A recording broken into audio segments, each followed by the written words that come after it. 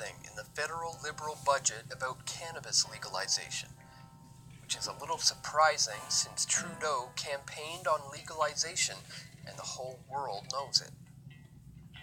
Legal weed is supposed to be a cash cow for governments. The mantra always has been legalize, tax, and regulate it. Of course, this isn't surprising for any of us who have been paying attention.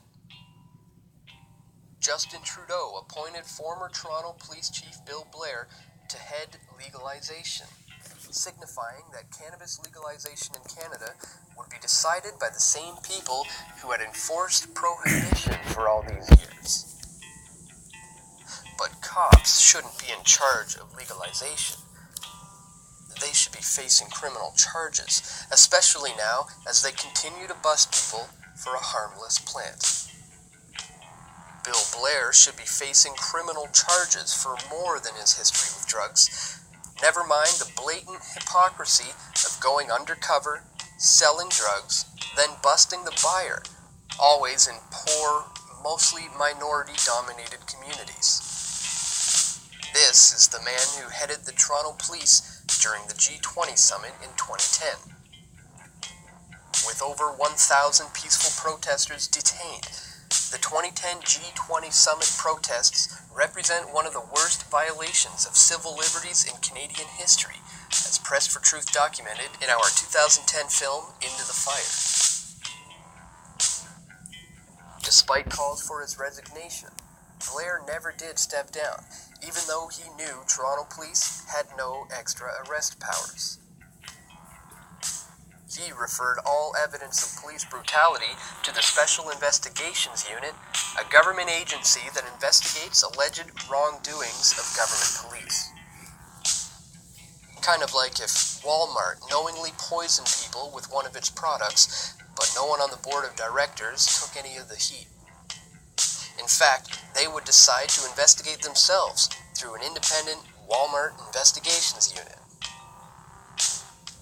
In 2010, the Ontario Liberal government had secretly passed an illegal and likely unconstitutional law to detain people during the G20. In a 125-page report entitled Caught in the Act, Ontario Ombudsman Andre Marin said the measure should never have been enacted and was almost certainly beyond the authority of the government to enact. But Bill Blair wouldn't hear it. He refused to address any serious concerns in the report, saying the criticisms referred to the legislature and not the conduct of police officers, which was under his domain. Blair said that videos showing police brutality were tampered with, a claim that he was later forced to retract and apologize over. In his last years in office, Blair criticized former Toronto Mayor and recently departed Rob Ford. This criticism violated the Police Services Act, prompting Councillor Doug Ford to claim that Blair had gone rogue. Blair also fought bitterly to keep the police budget from getting cut, despite how it cost taxpayers $1 billion a year to finance. He actually argued for a budget increase, and he got it. Fortunately, Blair's request that the Toronto Police should have 184 new tasers at an estimated cost of $386,000 was rejected. But even bad publicity is good for business, because Blair would eventually be elected as a Liberal Member of Parliament and crowned Canada's first drug czar.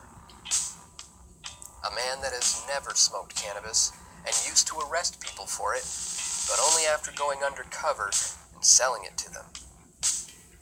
The hypocrisy is strong with this one. In the event that Canadians ever come to their senses and start treating governments and crony capitalists for the criminals they are, Bill Blair has earned a top spot in the Nuremberg trial that these people so rightly deserve. It's entirely reasonable, and that we would be able to restrict the area